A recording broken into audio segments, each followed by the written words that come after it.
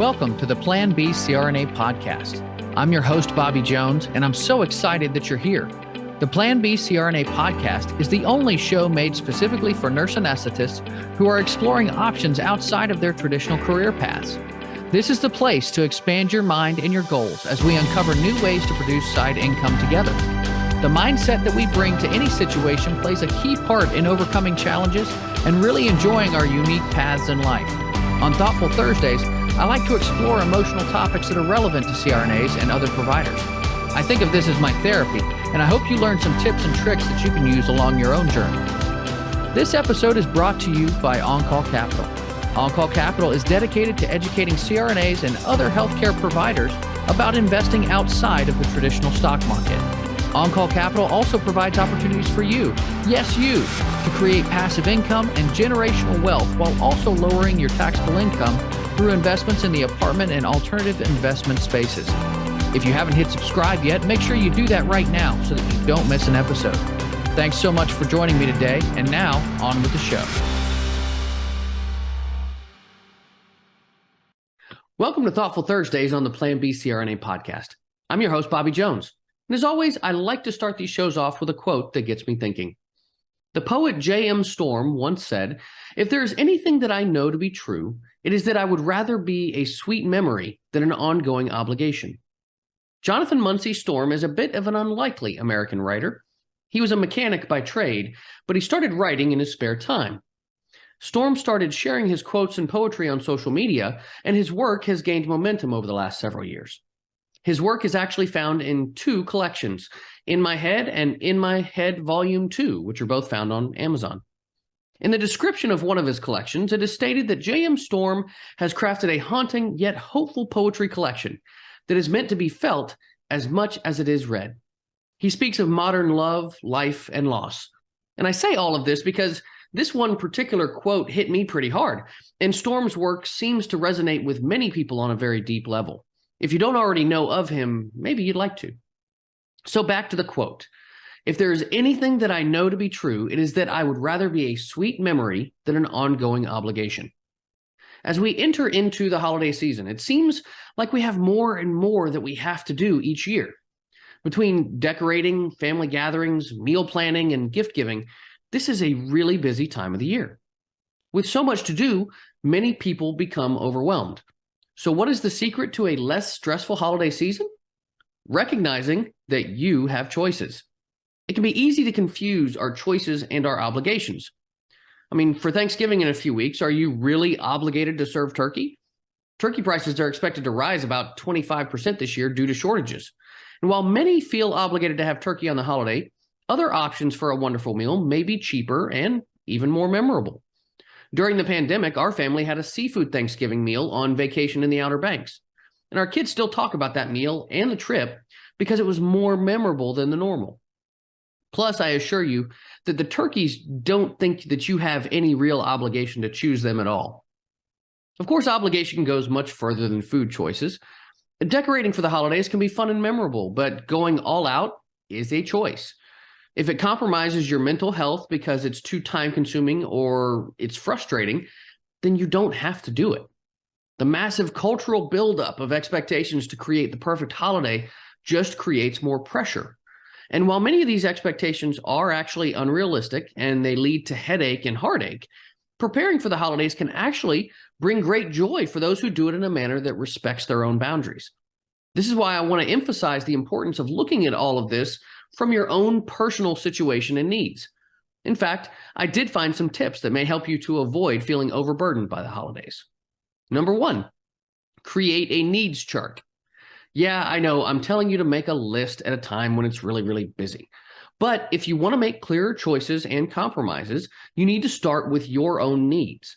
Then you can take it a step further and create lists for what you know or suspect each person in your family needs.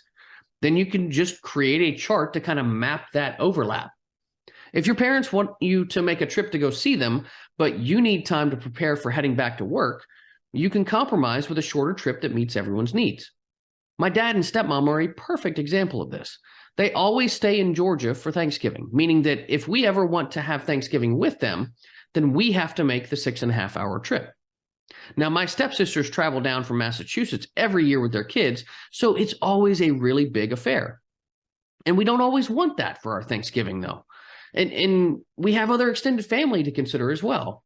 So our compromise is to make the trip every few years because we can have a better time knowing that we aren't obligated to do it every single year.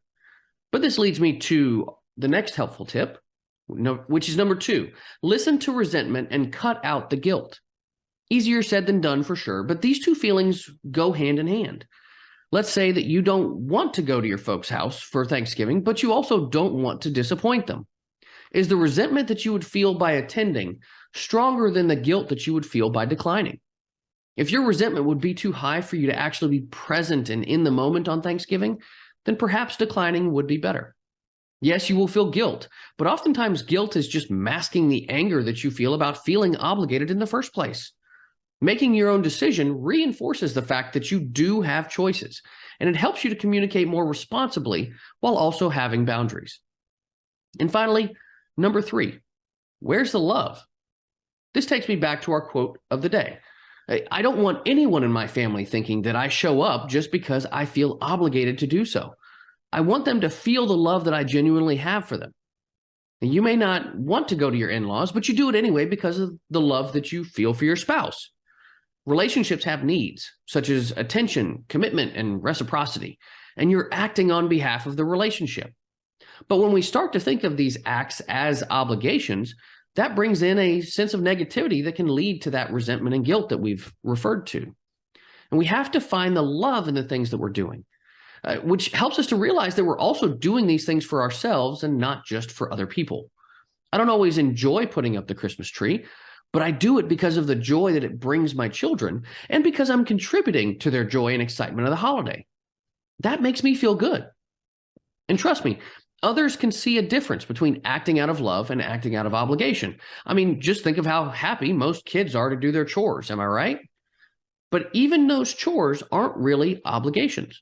I mean, you don't have to wash dishes. You can just throw them all out and switch to disposable plates and silverware. You don't have to pick up after yourself, choosing instead to live in a dirtier home. They're all choices that you make, but perhaps you find joy in using fine china, or you love the feeling and accomplishment of a clean home.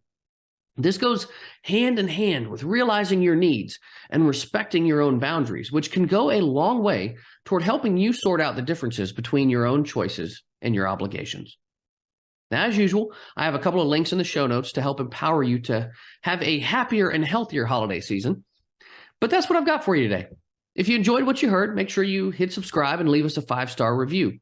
I'd love to hear what you think about the show and, specifically what you thought of the show today. And if you're interested in passive income opportunities with tax-advantaged real estate, visit my website at www.oncallinvestments.com or reach out to me on Facebook, LinkedIn, or Instagram. Until next time, be safe and take care of each other out there.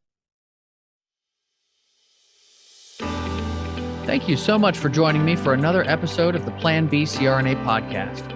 If you haven't already subscribed and reviewed the show, I'd be honored if you took the extra time. It really helps to expand our reach and get the word out about the show. If you're a CRNA who is interested in sharing your story on our podcast, I'd love to have you. Please email me at bobby@oncallinvestments.com for more information. This episode was brought to you by On-Call Capital. They are dedicated to helping providers like you develop passive income and generational wealth through investments in the apartment and alternative investment spaces.